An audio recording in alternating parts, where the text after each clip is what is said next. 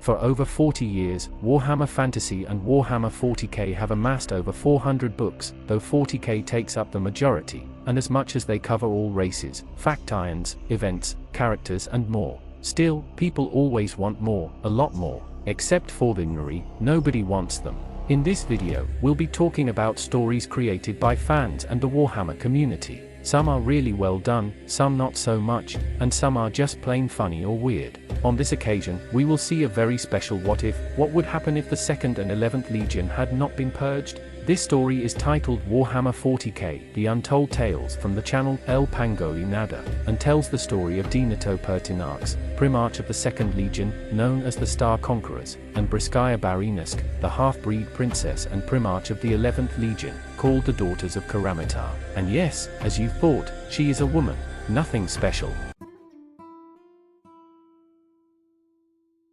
The Primarch of the 2nd Legion, Denato Primarchs, fell on Sabitar, a planet that, in the Golden Age, was a vast warehouse filled with boxes of all kinds of objects. However, after the Cyber Rebel Lion, most of its surface was left desolate with oceans of oil, an air polluted with polyester, and a society that had regressed to a medieval technological level, subjugated by the insectoid Xenos known as the Akari. These aliens possessed technology that only they could use and kept the population under their yoke, and they were also superstitious. Denato's arrival illuminated the skies of the planet. His capsule was spotted by the inhabitants, who, upon finding the baby, interpreted him as a divine savior and named him Denato Primarchs, which means Eternal King Gifted. He was adopted by the leader of the Janet clan, known as El Sidzares, and his wife Adelaida, growing up alongside his 3 sisters. Denato was educated and raised to lead the clans, but although he had the intellect and ability to do so, he never showed interest in taking on such a role.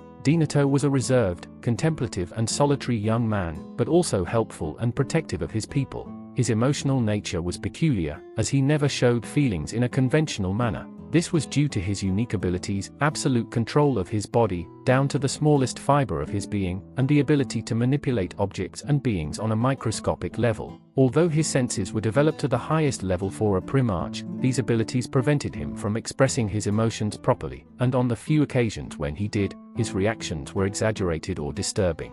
When it came time to lead the clans, Denato chose to reconstruct the planet's environment. Using Dark Age artifacts, he cultivated bacteria capable of purifying the air of polyester. With enough oxygen, he set the oceans of oil alight, which burned 4 months, causing rains that washed the surface of the planet clean. Once the environment was fit for life, he began to prepare a plan to confront the Akari. However, before the humans could fight them, the Xenos began to suffer from a series of lethal diseases. This was the result of the work of Denato, who created microorganisms specifically designed to affect the Akari, as he knew that his people could not defeat them with spears and swords. When the leader of the Akari died, the Xenos interpreted the diseases as divine punishment. Denato took advantage of the situation to convince them to make his people independent, and so they did. Once Sabitar was freed, the diseases ceased. Shortly after, Denato returned to his clan and learned that his adoptive father had died of natural causes, so he assumed leadership.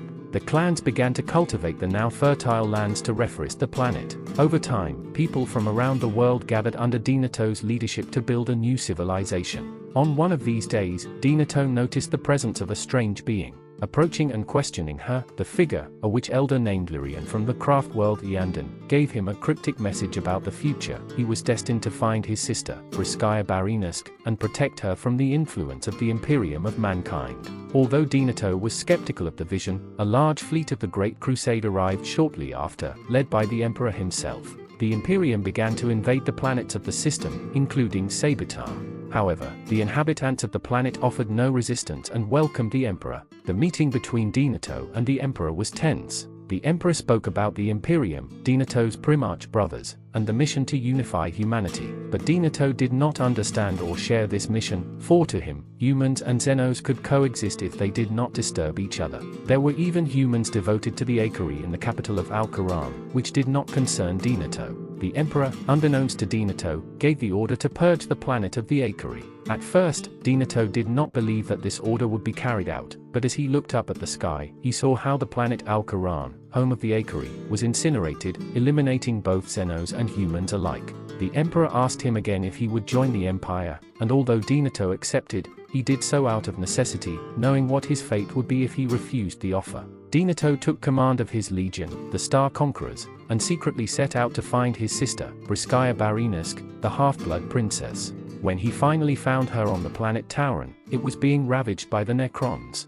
Together, Denato and Briscaya repelled the waves of Necrons until the last of them was sealed in his tomb. After resolving the crisis, both brothers were able to talk. Denato explained to Briscaya everything about the Imperium, the Emperor, and the Great Crusade. Briscaya listened calmly, as if she already knew everything. Although I won't give spoilers about the Great Crusade, I will say that Denato only gets along with 4 or 5 of his brothers, including Briscaya. Curiously, he is the only one who laughs at Guilliman's jokes. He also keeps some secrets that, if revealed, could cause him problems. And about the Horus heresy, well, that's another story.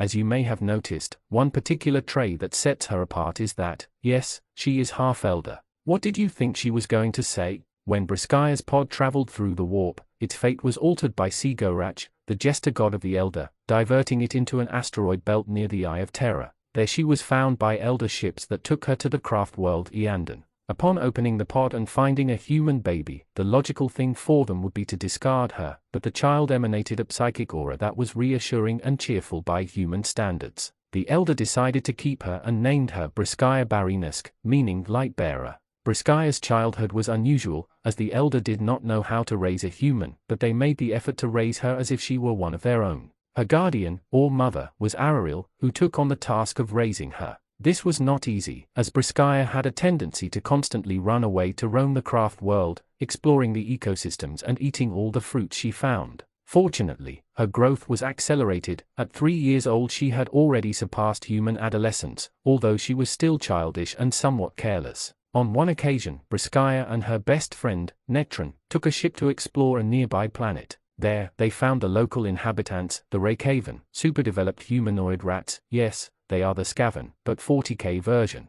They arrived just as they were performing a ritual dedicated to the great enemy, Slanesh. When they tried to escape, they found hordes of Raycaven blocking their way. Briscaya managed to confront them and protect her friend, but what she saw during the ritual left her horrified. She swore to never disobey again. She looked into the abyss and was sickened by what she saw, but the abyss also fixed its gaze on her. On the other hand, Netron was tempted by what he witnessed. Upon returning to Neandon, Briscaya sought answers and spoke to her mother about what had happened. Although Auril did not expect Briscaya to have contact with Chaos at such a young age, she had no choice but to explain the truth to her. Chaos, the Chaos gods, the Emperor, the Crusade, and her Primarch brothers. Although Briscaya took this information well, she began to worry about the risk it represented for her adoptive family, as she knew that the Imperium would do everything possible to find her and, in the process, wipe out those who protected her. However, her mother assured her that the Elder would protect her. Not wanting to put them in danger, Briscaya had the idea of entering the Imperium and looking for a way to mediate between the two species. Proud of her daughter's maturity, Auril began rigorous physical and psychic training, as well as imparting all Elder knowledge to her so that she would be prepared for a hostile galaxy. Years passed, and once Briscaya was ready, she left her home to settle on a human world until the Imperium found her. When she was ready, she left her home and settled on the human world of Tauron, a jungle and mountainous planet that was once a tourist destination for the wealthy, but was now inhabited by indigenous tribes. Briscaya explored the planet, learning the languages and customs of the tribes, and fully integrated with them. For fun, she also went on long treks and hikes, which led her one day to discover a cave that emanated energies that blocked her psychic powers. Upon entering, she found a Necron tomb. Aware of who she was, she decided to explore and study the monolith in search of technology that she could use in her fight against Chaos. However, by accident, he activated a mechanism that awakened the Necrons. Briscaya managed to escape and seal the cave, but he knew that wouldn't be enough. He gathered all the tribes he could and tried to evacuate the population to the coast. Just when it seemed that everything was lost, the Second Legion arrived, led by Denato Pertinax. The two brothers met, and in a moment of carelessness, Briscaya mentioned that he was not from that world. However, Denato already knew this and decided to play along. After resolving the conflict with the Necrons, Briscaya joined the Empire to fulfill his mission. As I mentioned before, I won't give spoilers about the Great Crusade, but but I can say that Briscaya played a role as a mediator and psychologist between her brothers, helping to maintain unity. She got along well with everyone, even managing to make Conrad Kurz cry. On occasion, she went on missions with the Elder to fight chaos, which eventually brought serious consequences. And what about the heresy? Well, it didn't go well at all.